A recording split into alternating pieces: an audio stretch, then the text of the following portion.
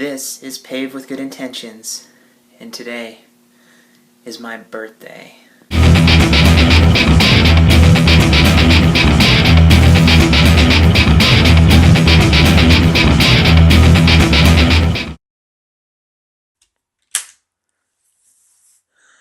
I've tried to act my age, but the director never called me back. Welcome to another episode of Paved with Good Intentions, the show that asks the difficult questions you didn't even think you cared about. I'm Danielle Kessner, the Pure, and this podcast is produced sponsor-free, so thank you for supporting independent artists. So today is my birthday, so I'm going to milk that for everything that it's worth, because today we're going to be discussing age and acting your age and all that. But first, here is a piece of random trivia. Did you know putting salt on the rim of a margarita enhances the sweet and sour flavors by suppressing the bitter taste? And how does it do this? Well, science, everyone. The sodium ion, which makes up sodium chloride, which is salt, dampens bitterness. And even a small amount can effectively give the drink a more robust flavor. It even stimulates the production of saliva in your mouth, which makes you think that it's more flavorful as well. But don't overdo it. You don't want to put too much salt on the margarita because it could ultimately ruin the acidity of the drink. So, after all, salt doesn't grow on trees. Or does it? No, it does not. And now on to our episode, Act Your Age. So, a couple weeks ago, I saw a meme on Facebook that I thought was just fantastic. And it said, "How can I act my age? I've never been this age before." So, age is one of those weird things that we use as kind of this like arbitrary determination of who somebody is. You say, well, that person is 18, so, they're just starting to become an adult. They can go out into the world and, go to college, they can vote, they can do all this. They turn 21. Okay, now that person can drink. Now we're going to see them become, hopefully more responsible in their, young adult life. You hit 25, which is the big one for me because you finally get to rent a car.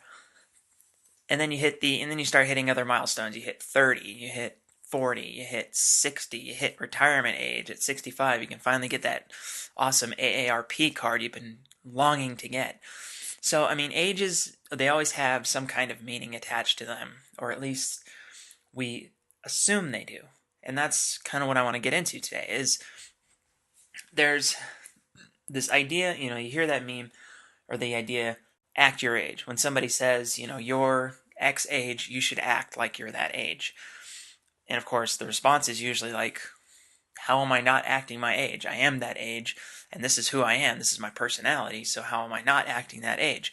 But that's because there's, cultural or societal attributions we give to certain ages and say that people who are this age are going to act a certain way, which is funny to me because who makes that determination? And I had a discussion with some coworkers the other day, and it really sparked this idea in my head. We were talking about age, and I was the youngest one there by far, obviously, by about 20 years. Maybe not that long, but definitely I was the youngest in this group. But we were talking about age, and everyone was kind of like, I am this age. I'm in my 40s, or I'm in my 50s, but I don't feel like I'm in my 50s. I don't feel like I'm this age, and I don't want people to make that assumption. And then there's also the statement, you say you're 50, but you don't look 50. Is people who say that in a complimentary sense, but it's also kind of that. There's another aspect to that. It's saying you don't fit this standard idea that I have for 50. And of course, it's ever changing, which is something else that kind of bugs me, is the fact that, 50 today might not be the same as 50 100 years ago. 100 years ago, somebody who's 50 might look like they were 80. Just because we have so many more advances in medicine, healthcare, personal hygiene care that, enables our bodies to kind of retain some of that youth to it. So when people say you don't look like you're that old, part of it's a compliment because it's, they might have done a lot to do that. It might be good genetics. But it could also just be the idea that there is no standard for who somebody is supposed to be at a certain age. When I hit 30, I thought that life was over. Because at 30, it feels like, okay, the days of youth are gone. I mean, at least that's the way I kind of took it, was it's not, you're not able to just kind of get away with whatever you want to do. You can just play video games all day, go out and drink till 2 in the morning, hang out with friends all day and not care. Which, I mean, that's kind of the way I was looking at it. It was the 20s were just the time, where it's like kind of get into a career, you know, start, looking at the future from kind of just a distant glance, but really just to have fun and enjoy, the young years of my adulthood. And then when I hit 30, it felt like, okay, now I actually have to be an adult. But the weird thing is that makes no sense. To feel that way makes no sense, and here's why. Age is arbitrary. Age is something that is based on a arbitrary system of time. We like to, think of everything in terms of the time that we can measure, but a lot of people don't realize this. Time is a man-made concept. The fact that we measure time, that's a man-made concept. It's one of the greatest inventions we ever came up with because it can keep us from missing a plane. It can remind us of how long we've, been since our, birth. It can, remind us of how long it's been since our birth. So, I mean, time is one of those things that we use as a tool, and that's why it's an invention. It's something that we came up with to help us in our daily lives. Time itself is completely different than how we perceive it, because how we perceive it is based on the man-made measurement system. So when I say that I'm 31, that's because based on this system, I am 31 years old. But I could also go biblical with it and say, well, 31 is actually what? 700 months, 760 months. So I could say I'm 760. Or I could go by minutes, and I'm not even going to try to do that. But I mean, it's one of those things. You could just completely arbitrarily change how old you are by taking, taking that number, breaking it down, or, coming up with a complete different system. It's like, well, I base my age on, some other random arbitrary system, like, blood moon cycles. So I'm like 12. It's just one of those things that, we created this system that we use, and it's a useful system. It's really helpful, and it obviously gives us kind of the guidance of where we are in history, where we are in our lives, but it's also completely arbitrary. So when we lament how old we are, we're lamenting how old we are based on something that's completely arbitrary. That does not define you. That's the hardest part to kind of get across. And I know it's something that I struggle with because I definitely don't feel like I should be 31 years old. I don't feel like I'm at that point in my life. I mean, in the last year, I've done a lot to kind of step out of being just a careless individual and spending more time, trying to adult. The podcast was a good way for me to kind of break out of that, some of my funk. Buying a house, that was one of the most adult things I've ever done. And, it's just, I've done a lot to kind of improve my status. But at the same time, like, my personality hasn't changed. My, hopes and dreams haven't really changed. The way I dress hasn't changed. I bought this shirt like 4 years ago. So it's, how your age is really doesn't matter, because it's more what you do to be comfortable in yourself. Like, you might be 50 years old, but you still dress like a teenager. I'm not saying that's a good thing, but that's somebody's choice. They're allowed to do that. There's nothing that says they can't. It's when people start to impose other things on them, other expectations and responsibilities, that's when it starts to become a problem. But whose problem is it? Is it the person who's dressed as a teenager, or is it the person who can't stand the idea of somebody who's 50 dressing like a teenager? Because people are going to dress, they're going to act, they're going to, live their lives however they feel most comfortable. That's the beauty of the freedom that we have in this country. And sometimes it doesn't work. Like I said, the woman wearing, teenager clothes to the office probably isn't the best. I'd love to dye my hair purple, but it probably isn't the best idea to do, in the work culture. But then again, it could be. Who cares? It's my life, if that's what will make me feel comfortable, then I should be able to do that. And my age should mean nothing. And that's kind of where the crux of this is we have this, as I said, we have this arbitrary system, and everybody's allowed to, present themselves however they feel most comfortable. So for anybody to say, act your age, that's one of the most limiting things you can say about them, because you're not criticizing that person for necessarily that action in that moment. You kind of are, because it's what spurs on you to say, act your age. You're criticizing them for their personality, for their overall personality. And that's obviously quite limiting. It's this idea that maturity has standards, is that when you reach a certain level of maturity, you should, act a certain way, dress a certain way, be a certain way. And that comes with just cultural definitions of maturity. There's people who, in our country, who are in their 40s and 50s, who are out there doing things that teenagers would do. They're, doing extreme sports, or they're doing, they're eating like they're, preparing to go on the football team or something. I mean, it's like people, that they don't have that same kind of fear of their age that other people do when they see, okay, I have reached this level of maturity, and I see somebody at the same age who is acting completely differently, completely, with a lot more freedom to be themselves. And it just comes with that expectation. And some of it, I think, comes from like a more traditionalist point of view, is this is how we've seen people act in the past. And so it's like, well, that's how we expect people of that age to act.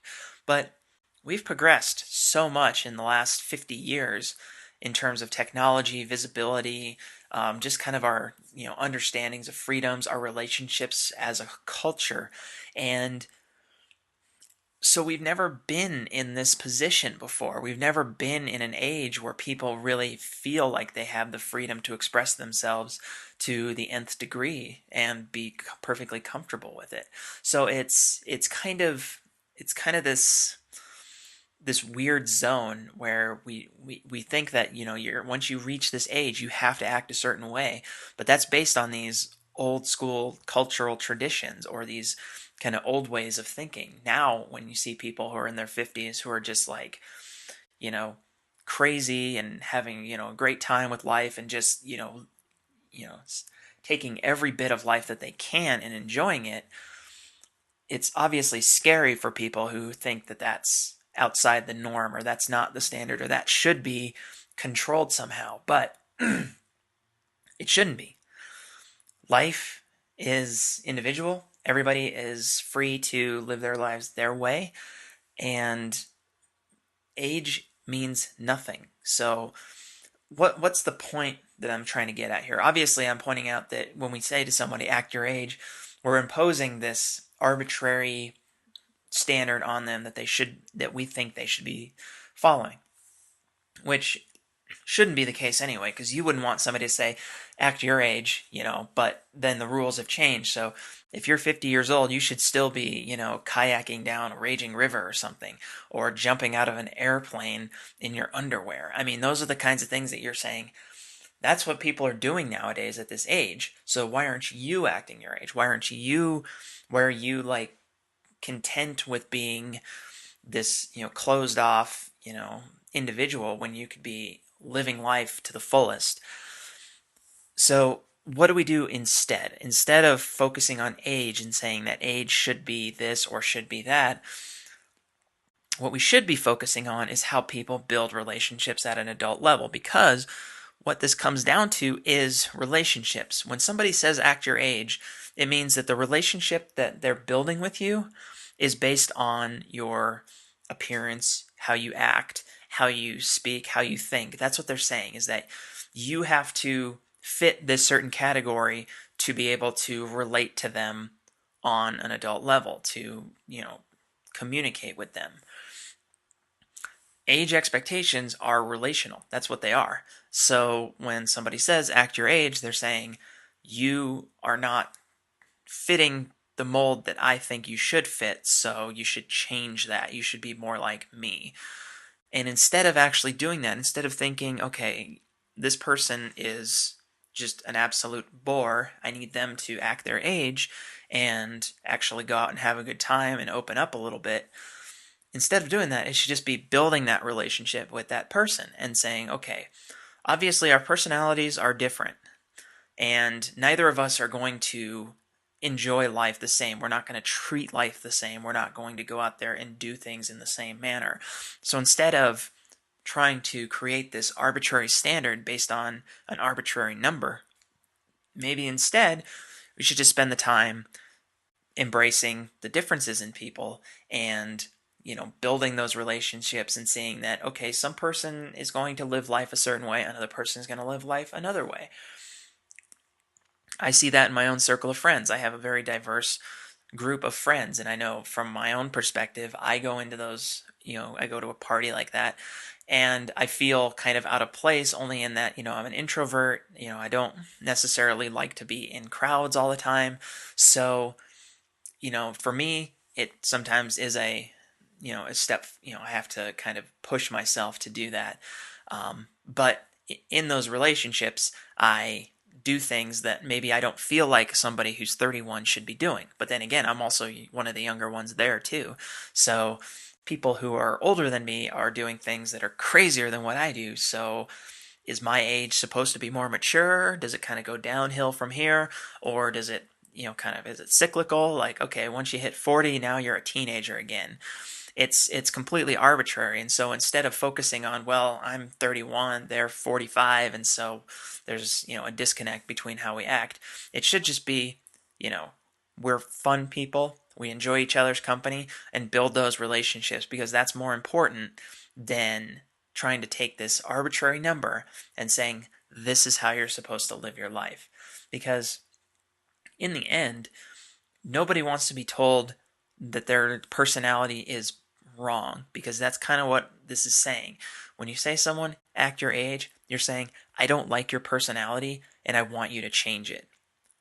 It's such a simple term, and yet it carries a pretty significant weight to it. And that's why instead of acting your age, act your age, because you're going to be whoever you are, no matter what age you are. So even at 31, I might be a little bit more mature than I was at 25, but I'm still acting my age based on my standards. And my standards say, enjoy life, love people, try not to do bad stuff. It's pretty simple, actually. So that's where we should be. We shouldn't be focusing on why somebody doesn't live up to these arbitrary expectations for age. And we should just live, because here's the kicker. It's going to end someday. So you might as well enjoy it until it does. That got a little dark. Either way. So today is my birthday.